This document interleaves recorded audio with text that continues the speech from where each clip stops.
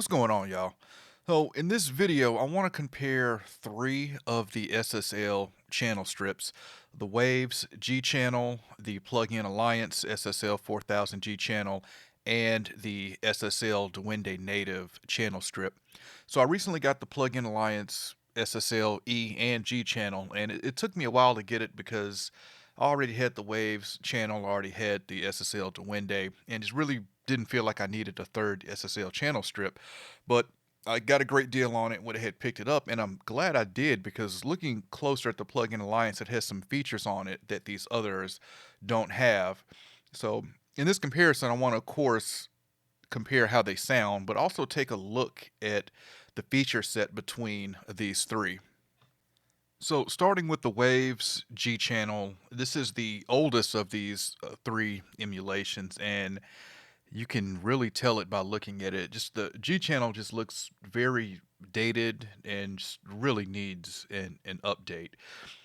But all of these have the standard features. Really, the G channel doesn't do anything extra that the others have.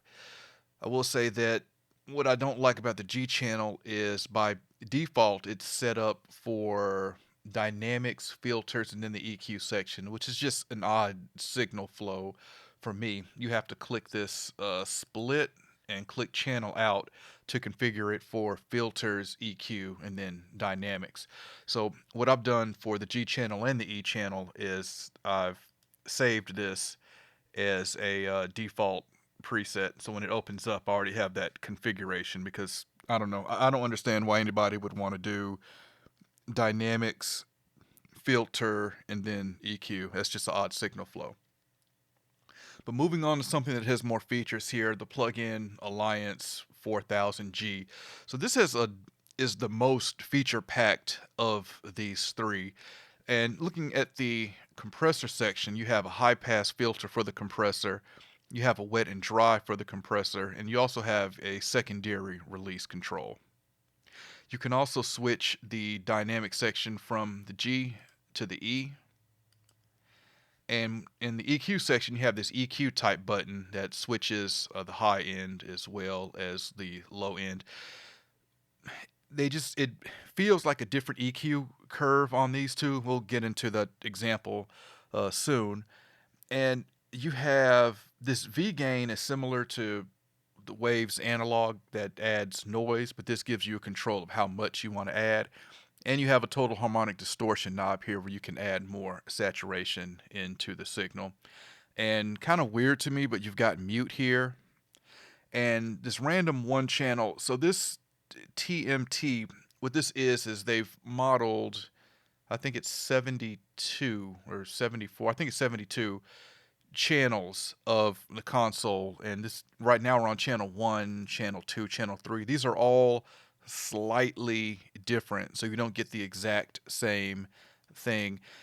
So the theory behind this is if you put, let's say, 8 of these in your session and you had them all 1 through 8, those channels will be slightly different, more closely emulating an actual analog console without having the same exact sound through each one. I haven't really tested this to see how much it really makes a difference because I just feel like it would be really subtle.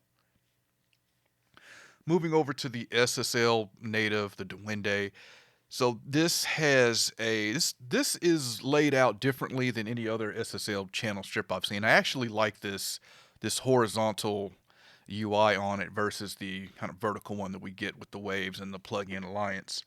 But with this one, you have a option to switch between peak and RMS on your compressor.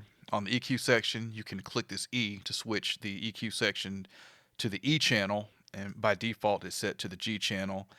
And I like how you can clearly see your signal flow down here as well as reorder it in the bottom of the plugin.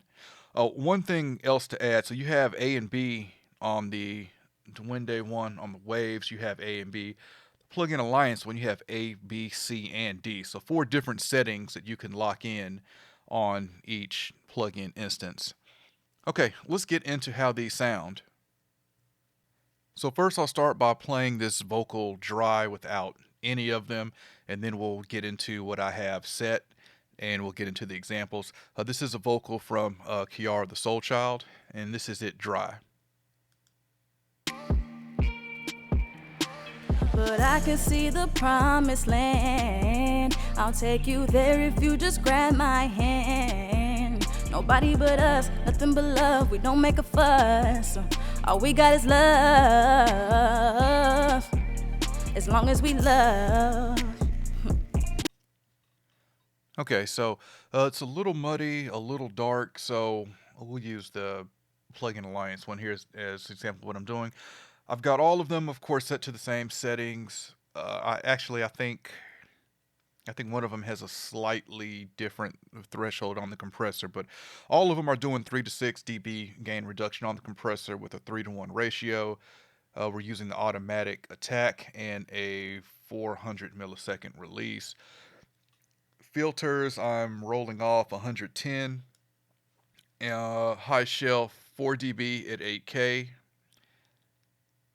Low mids taking 2 dB out at 250 hertz, and then taking 1 dB out at 160 hertz.